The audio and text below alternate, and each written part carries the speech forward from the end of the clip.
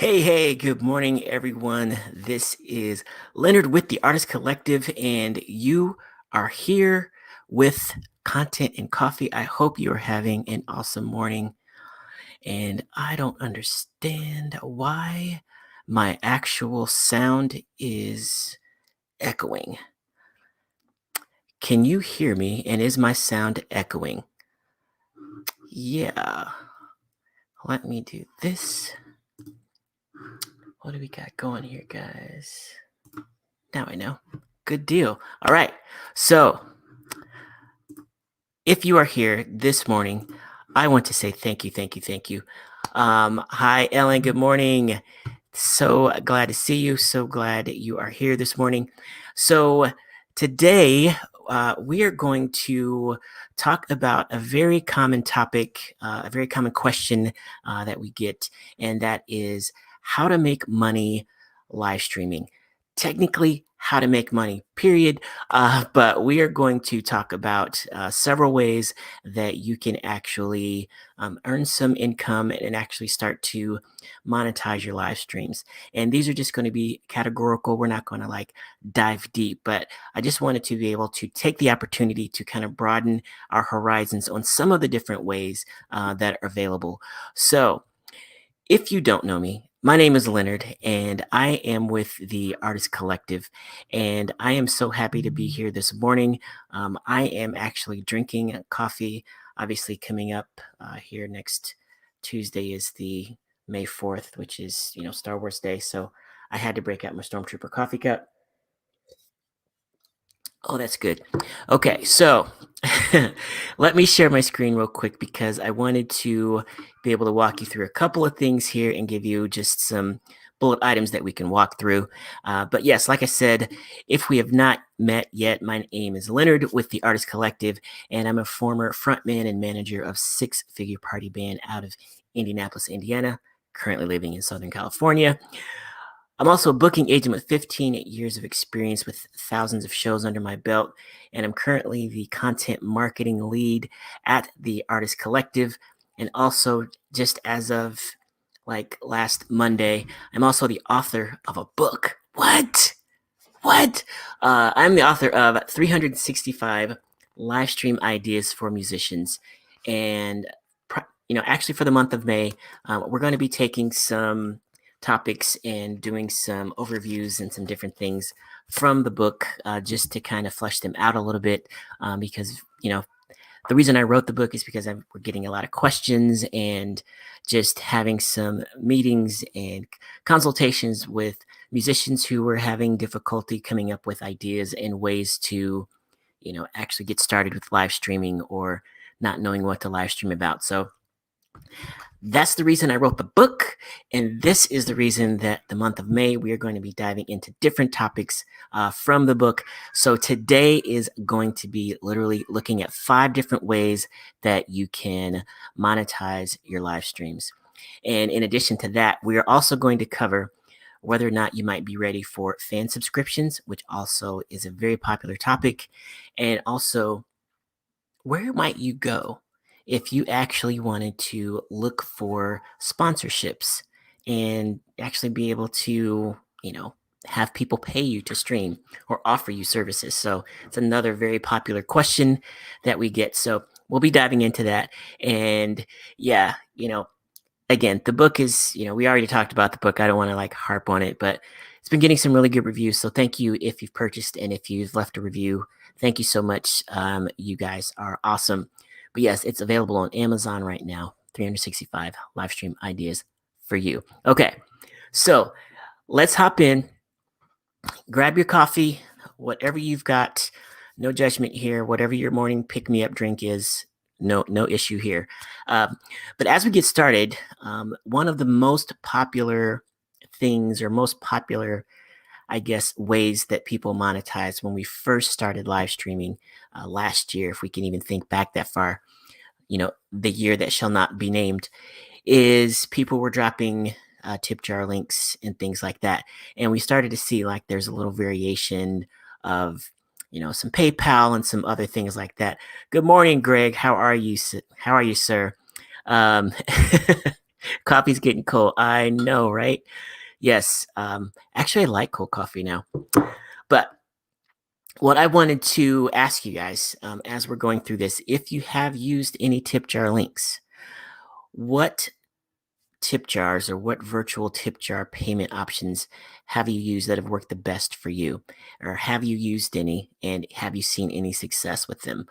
Just for example, I know that PayPal.me, one of the virtual tip jar links, was very popular starting on, but then we started to see a lot more people using Zelle and things like that. So I'm just curious if you've had experience with using virtual tip jar links, and if so, which ones has worked the best for you. Even if not that, drop a comment in the chat down below and let me know where you're from and let me know how you're doing today. All right. So today, what we are going to focus on are those 5 categories of basically monetization, different platforms, different ways that you can monetize your live streams. And then we're going to find out, just a couple of questions we're going to ask to see if you might be ready for a fan subscription. And then I'm going to show you where you can start to look for sponsorships. And I'm not just going to say Google. Okay. Obviously, that can help, but we're going to get a little bit more specific than that.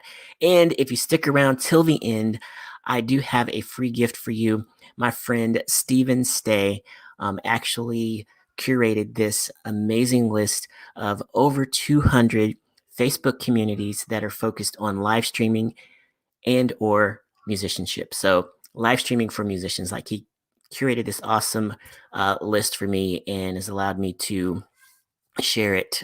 So it's got a lot of great info, but this is my bribe to you to stick around to the end because I think that I think you're going to like it. I think you're going to get some value out of it that will tie in directly to everything that we're talking about.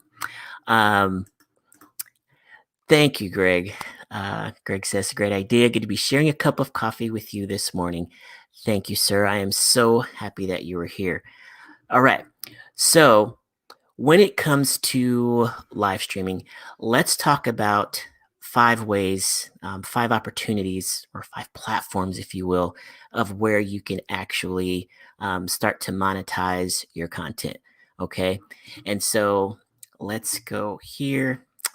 I do wish that my bullet items were, revealed, but apparently that system didn't work. So here are the 5 ways. We'll just talk about them briefly. Besides, we're not going to be here long. I just want to share a cup of coffee with you and share some ideas. So these are the 5 categories that we can talk about. And these are actually the 5 that are laid out in more detail in the book. But the first one is what's most common. It's what we most think of when we're talking about where we're going to go live and how we're going to monetize our stuff. And that is the social media platforms, and then some of the live stream platforms.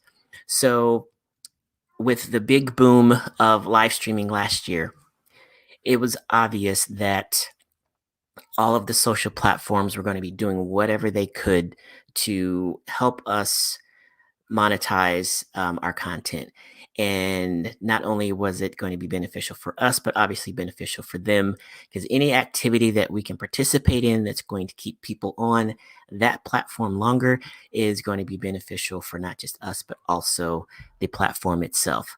So there was a huge, huge spike in options, availability, and platforms, and all that stuff that just happened. So Facebook, not only had the ability for people other than gamers to come out with things like Facebook Stars, where people can actually tip you directly on your actual live streams. You have to have certain eligibility requirements and all of that stuff. And I'll drop links in the chat and in the description of this video of how you can see what pages that you are on that may be eligible for these activities. But then they also came up with like paid live events. So where you can actually hold an event and then create a paywall around it and then have your actual viewers or people, your attendees, pay you a ticket price to get into your event. So Facebook went all out. Obviously, Twitch was a very popular destination for musicians because they already have a lot of monetization features and gamification features built in. So it was a very natural, exodus to Twitch. But with each platform, there's some differences in terms of being able to grab your audience's attention and things like that. So, a show of hands, how many of you have actually done a live stream on multiple platforms? So maybe Facebook, Instagram Live, Twitch. How many of you have actually done a live stream on multiple platforms? Show of hands and maybe let me know what platforms you've actually live streamed on. I'm curious to know. Okay, so all types of monetization options there. With this, I would also recommend, if you just because you can live stream on multiple platforms doesn't mean that you have to. I will say this, I've said this before and I'll say it again. I believe that there are enough people who are specifically fans of the kind of music that you make on one social media platform that can support you full time for the rest of your life. Yeah, let's okay. Enough people on one platform that like your music to support you full time for the rest of your life. All we have to do is find them and connect with them and share your gifts and give them something to buy. And Ellen says, not me, but I'd love to be able to do Facebook and IG simultaneously. Yes, Instagram right now is not a platform that is allowing people to, live stream third party with other encoders and things like that. So being mobile only, you kind of have to, at least right now, only go live within the Instagram app. So they're definitely trying to keep that Instagram experience exclusive to themselves. So definitely understand that. That is a very common wish that we all have. But that might also mean that maybe IG, is not the best place, or maybe it means that that's the only place that you go. I'll leave that up to you. But live stream platforms, social media, those are different ways that you can actually different places that you can actually start to monetize your content. And then, as we mentioned before, number 2, virtual tip jars and donations. So virtual tip jars, those are sites, again, that started popping up even more so than before, as of March of last year. But a lot of people were using paypal.me or just their PayPal link. But then also we started to see a lot more Venmo, Cash App, and then one of my favorites is Zelle. And Zelle is basically a direct to account transaction kind of a feature that actually talks between banks. So the thing that I love about Zelle is that people pay you through Zelle and there's no place to have to deposit it. Like, it goes straight to your bank account based on your phone number, your email that's tied to that account. So started to see more Zelle once everyone realized how direct it was and that money wasn't sitting in PayPal and they might try to charge you to deposit it, kind of thing. So those virtual tip jars were awesome. There are donation sites. GoFundMe was a very popular one. Another one is Buy Me a Coffee, which I've used before. Content and coffee. Buy Me a Coffee. Interesting. Seems like I might actually integrate that with this show some kind of way, don't you think? I think so. Okay, that might happen. You heard it here first. Okay, so virtual tip jars and donations. And then, as I mentioned a little bit before, ticketed events. If you've got an active community and you have events and you're already creating content and you want to be able to actually have an event for one of your concerts or one of your shows, it might be beneficial to experiment with a low dollar ticketed event. I had the wonderful opportunity to work with the Sharon Leah band and her whole team in terms of putting together. They actually put together this amazing festival just a couple of weeks ago, the Ladies Who Rock for a Cause festival. And it was a ticketed live stream event on Facebook. It was $10. And the beauty about these ticketed events, specifically on Facebook, is that people don't have to leave the platform. So it's a lot easier for you to like market and keep people there, and then they can purchase their stuff. And then once people buy the ticket, then they will have access to content in that event that people who were interested in that event won't be able to see. So it kind of creates its own level of security in there, but you can start to talk to ticket buyers in that same event versus people that are said, hey, I'm interested in things like that. So it's a way to kind of start to funnel people into your event. And so, like, if they say they're interested and they're now in the event, now you can kind of talk to them. And then once they buy a ticket, now you can start to talk to them as customers. And being able to talk to people in different points of their journey is a very cool way to be able to incent them to buy. So that's one of the options of ticketed events. But there are so many ticketed platforms that you can actually use to buy, not to buy, but to have people purchase tickets. And I'm just glancing down here at the book, the live stream book here. Did I tell you about this book? Anyway, but there are some musician specific platforms like Veeps, and Veeps has just actually they've already been in a deal with Live Nation. Actually, Live Nation bought this live streaming platform Veeps, and they're already going around the U.S. and equipping U.S. venues with live streaming technology so that when concerts come through, starting probably this summer, bands have the option to basically flip a switch and then immediately be able to live stream in whatever capacity they want to fans around the world, online, in their communities, what have you. So, by the way, if we thought that going live was going away, it's not. It's only going to become even more ingrained into our society, and it's going to be even more ingrained into our fans' expectations. So, if you haven't built in live streaming to your content strategy in some way, shape, or form, it's time to start thinking about it. And if you need some ideas, I know where you can look. But Stage It is another platform that you can do live ticketed events. Actually, Stage It was the very first live stream that we did was back in 2013 with Stage It. So, quick question. Let me ask you this. Obviously, a lot of people first started streaming last year. But I'm curious, when was the first time that you went live? When was the first time? You can just give a year, a month, or whatever. But when was the first time that you did a live stream? Do you remember?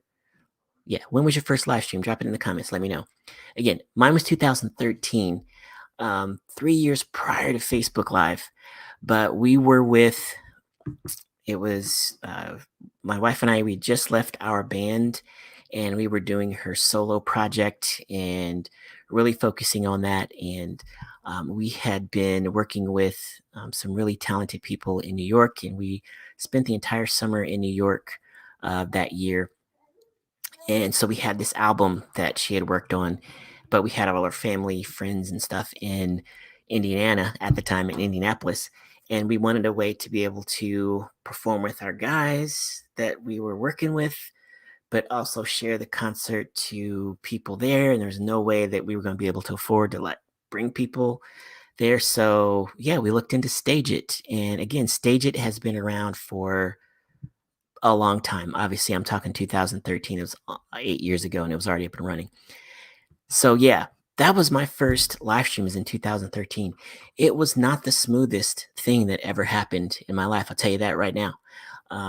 Wi-Fi was not as, widespread as it is now. Like it was literally like, hey, we're going to spend 30 minutes prior to the stream just checking to see if we can get a good signal. Like it was like not a given. So I'll tell you that right now. But it was fun. It was awesome. We had a great time. But live stream ticketed platforms allow you the opportunity to put your content, your live stream behind a paywall.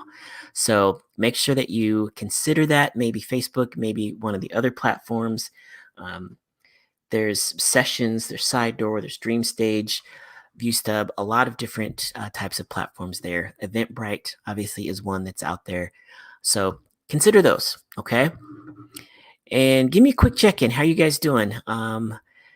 Have you actually done any ticketed events? I'm be curious to know. So, ticketed events. Now, I want to ask you about.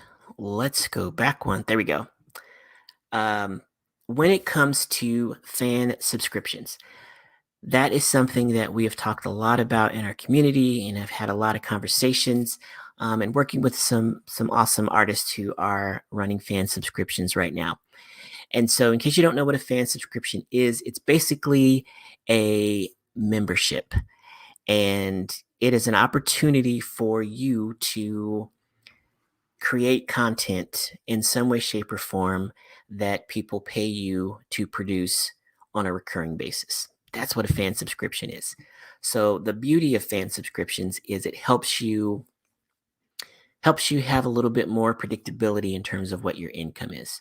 So as opposed to just the one-offs of I'm going to go do a live stream and I'm going to put a tip jar out there, depending on how many people show might depend on, it's greatly going to determine how much actually I make that day. But a subscription is more of I'm going to set up this system. I'm going to set up this, content creation strategy. I'm going to present that to my fans and fans that want to help me create this and help support me through this process. We're going to have an agreement that they're going to pay me a certain amount of money per month. Or if you're using a site like Patreon, which is a very popular subscription model, they could also pay you per piece of content. So there's a couple of different ways there. So it sounds great. However, there are some things to consider as you see the questions on the screen. There are some things to consider to know whether or not you might be ready for a fan subscription. For example, do you already have engaged superfans? If you don't have a platform where people are already engaging in your content, people are asking you when they can buy stuff, or people are, asking you for things like that, or they haven't like bought stuff from you yet, you might not be ready for a fan subscription just yet. Those kinds of things are the triggers of like, hey, my audience is ready to like stick with me. They're ready to like spend a little money on a recurring basis. If you don't have that yet, you might not be ready for fan subscriptions. Do you have things to offer them in addition to your music? So obviously, we're musicians, artists in some way, shape, or form, and music is at the heart of a lot, if not everything that we do. But it's also true that music is available pretty much for free everywhere, artists of all levels. So Spotify, streaming services and things like that. So to be able to like build a monetization strategy or to build an income stream off of streams alone, music streams alone, I should say, um, might be a little bit more difficult. So to be able to have a subscription, do you have things in addition to music to offer, like merch, like my friend Ellen here, who has sheet music? She's also a teacher and offers consultations and things like that. Um, and these things don't have to be physical. So they can be things like lessons and things like that. So if you have things in addition to music to offer, you might be able to stack some things and put them in a fan subscription. If you don't have that, might take some time to build some things or to find out some things that you can offer. And then another one is, how often do you create content? If you are posting once a month and that is like all you can do, which is totally fine, um, that might not be a fan subscription, might not be the best thing for you to focus on. Um, And Ellen says, I'm ready to add physical merch like coffee mugs and signed sheet music. Yes, you are. And we can totally rock that. Um, so yes, being able to have physical goods is being able to have physical goods is a great way to be able to um, have people engaged in a subscription and things like that. Because honestly, think about it. I mean, how often do we get stuff in the mail from musicians and artists that we follow? Not very often. So like, it's not going to be difficult, even if it's a little sticker or a pack of stickers or a little starter kit with some stickers and some custom made like coasters or something like that, or a coffee mug. Like, even things like that are going to set you apart and really help your fans get to love you and know you and basically buy into you, no pun intended, buy into you as a brand even more. So definitely consider that. But then, in addition to the actual physical goods, how often do you create content? As I mentioned, if creating content is a struggle, if it's not cost prohibitive, if it is cost prohibitive, if you just don't have time to do it, you might not be ready for a fan subscription, because one of the absolute foundations of a fan subscription is content. And I didn't just say music, I say content. So it really is going to depend on how you can like separate that content. So like, I've been able to meet with and interview with a few times now with Dave Cool with Bandzoogle, and they've got an awesome just array of tools and things on Bandzoogle that are for musicians to monetize, like tip jars and fan subscriptions. And just from his research and just his experience and getting a chance to know what the kind of cool gifts and things like that, he kind of broke it down to, it's basically exclusivity, things that only fans would get in subscription, or early access. Like, those are two broad categories.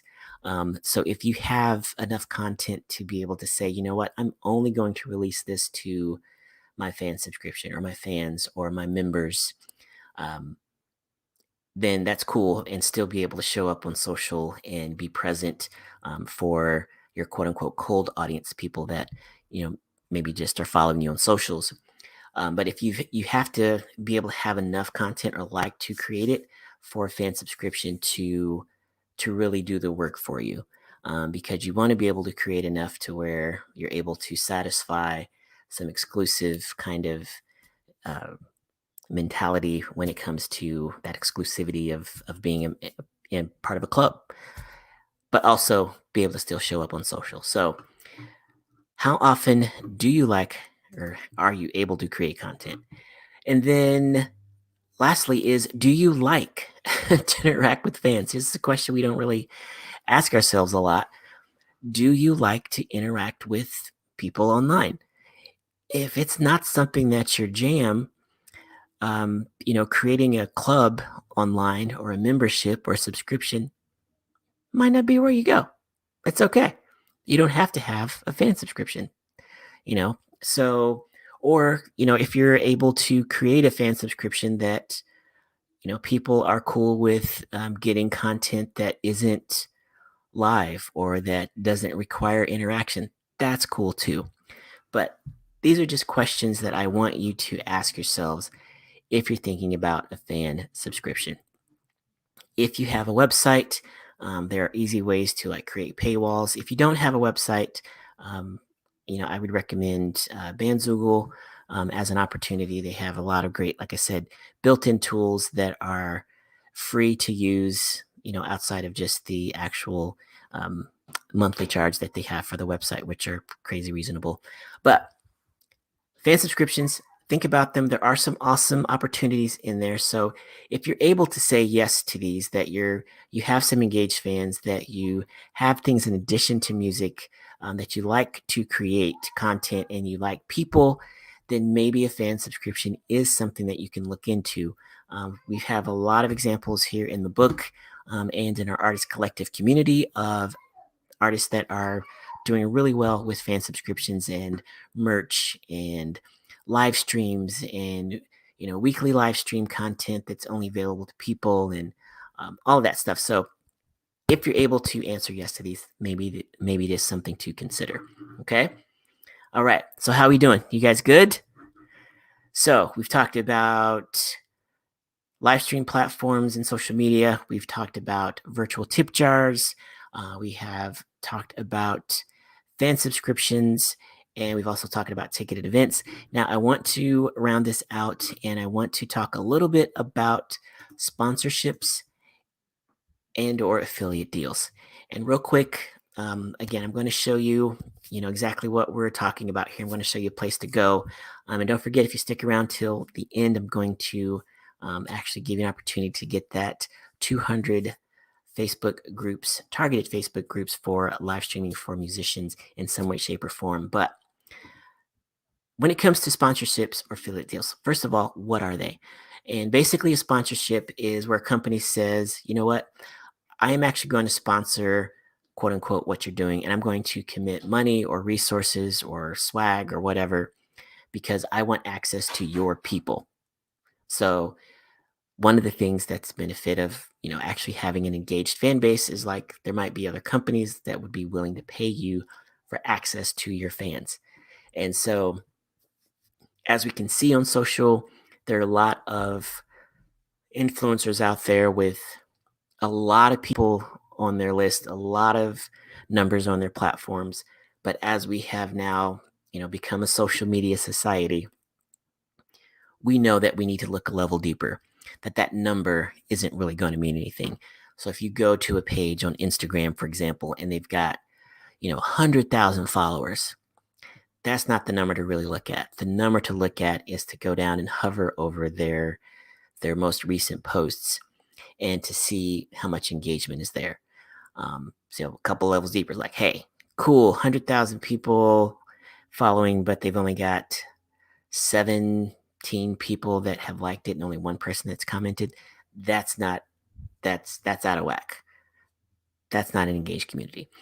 So you want to be able to be marketable, to be available, to have those engaged fans so that you might be able to look at sponsorships as an opportunity. So sponsorship is like, hey, I want access, promotional access to your fans. And then an affiliate is basically where you become an employee of that company. Not legally, but basically you're vouching for their product or their service, and you are giving calls to action or pitching it in some way, shape, or form. And then through your efforts, they'll give you a specific code or something like that to where if people buy that actual product or service, you'll get a commission. Okay. So sponsorships are, hey, I want access to your fans. An affiliate deal is basically, they might have some criteria for your fan base before they would offer you an affiliate deal, but technically they don't really care a lot of times. So you'll just have access to your own specific affiliate link, and then you'll be able to offer that. And, whether or not you make sales or have an active community, the bar is a little lower there, but you can still actually use this as a way to look at some opportunities. So with all of that being said, what I wanted to show you in my research for the book and trying to find some opportunities, like I was going to list out, a ton of like sponsorship opportunities and things like that. And I'm like, man, I wonder why no one has done that. Well, I found out that someone had. And there's actually a website that's called Fairly Odd Streamers, and they have gone through and listed a ton of sponsorship and affiliate opportunities for musicians. And so let's see, will my screen change? It does. Nice. So if you go to fairlyoddstreamers.com, first thing you'll notice is that technically this was when I first visited this site, it was like a year ago, and they only had like 50 or so brands that were available, but now they've got over 100. So if you are streaming on Twitch, YouTube, if you're in Discord or on Facebook, this is actually an opportunity to, consider some opportunities here on this site. And you're like, cool, well, how do I get there? Well, first of all, like I said, Fairly Odd Streamers, you go to the Resource Center and then you click on Sponsorships. And then this will bring you to this page where you have all of the sponsorships and affiliate deals listed. And then, yeah, so you can start to see just a real quick glance what kinds of companies are offering what kinds of opportunities. So 5-Hour Energy, I'm not proud to say it, but I have been on 5-Hour Energy before, and not that so distant in the past. But yes, now this site is somewhat gaming oriented, but they are also live streaming oriented. So there are some gems in here. So it's not going to be like, oh, this is a musician website. I just want to set your expectation. This is not a musician oriented website. This is a gaming oriented website. But there are opportunities out there, just like any place else. We just have to dig a little bit. So Amazon, um, there are chairs, and actually that's another thing to look at. There's chairs, clothing, computers, controllers, energy drinks, food, hardware, and miscellaneous. Those are the categories. So, computers, um, Origin PC, Main Gear, and you can see here whether they're sponsorship or affiliates. So there are a couple of sponsorships, a couple of affiliate opportunities here. Clothing, there's a couple of affiliates here. Chairs, again, some of these are gaming oriented, but this is an awesome place to start. Whether or not you use Google or not, but this is an awesome place to start researching some actual affiliate and sponsorship opportunities. Because the thing about it is, you might not have those engaged fans. You might not want to create, ticketed events, but maybe if you could stack a couple of these opportunities. It's all about diversity. It's all about diversifying your income. So maybe you have a couple of opportunities where maybe you do go live and you have a paid ticketed event, or you offer the virtual tip jar a few times a week and start to build up your community. But maybe instead of a fan subscription, you're actually going to approach a couple of people about sponsorships and things like that. So there's all different ways to think about this list, but that's why I wanted to create, this presentation, and actually why this has a whole section in the book. And again, I was going to have like companies and like list this long list, but literally like go research Fairly Odd Streamers is like one of the ideas of 365 in this book. So that is what I wanted to talk to you guys about. That is what I wanted to present. So let me know, have you guys had any sponsorship? Have you been sponsored, or have you used any affiliate deals? Obviously, Amazon is really popular for affiliate opportunities. You can go to Solar Central, and you can create an account there, and it'd be very easy. For example, to any type of equipment that you use, to be able to offer it and have people, suggest it and things like that. But if people buy it, like, you'll get a commission off of that for Amazon. So that is another very general way to do it that wouldn't have to be specific to live streaming. It could just be equipment or things that you use. Okay. So 5 ways. Let me go back to my thing. Here we go. Awesome. So 5 ways to monetize your live streams, guys.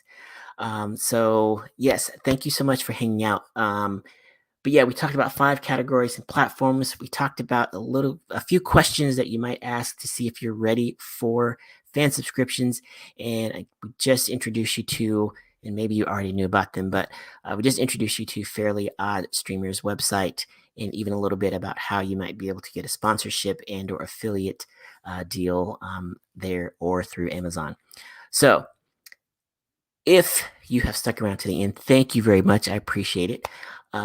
If you would like to drop me, actually drop a comment wherever you're watching from. I know we have some folks on YouTube and Facebook, but if you would like, I'm going to actually I will DM you a link to this file, but it's literally 200 live streaming for musicians type of Facebook groups.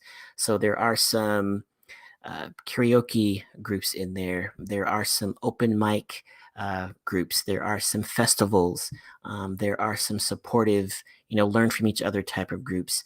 but some of them have upwards of 50,000, 100,000 people, and they're very engaged. Some of them are more engaged than others, but it's an awesome targeted list of Facebook groups. And as we know, one of the things that Facebook is really focusing on is community, and they're focusing on their Facebook groups. So being able to find your people, find some peers in some of these groups could be something that could, help actually stimulate some of your ideas and things like that. But if you're running out of ideas, I do have a book for you. Uh, I'm going to hold the book up. I just want you to know, if you seeing me with this book up like this, or in the background right down there, if this annoys you, then I'm sorry, because I'm gonna hold it up again probably before we leave. I'm just kidding.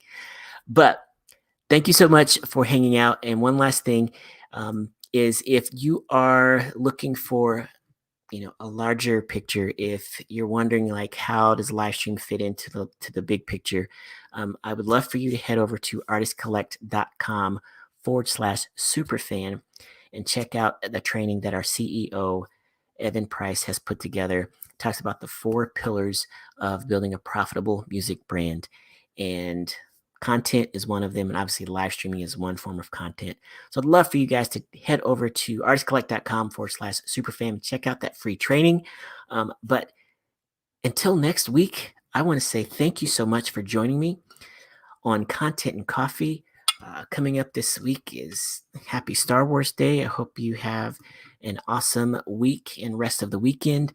And thank you so much for hanging out. And again, make sure you DM me if you want that free gift of the 200 Facebook live streaming for musician Facebook groups. All right. All right, everybody. Have an awesome rest of the weekend. I'm Leonard with the Artist Collective. Go live and prosper, and I will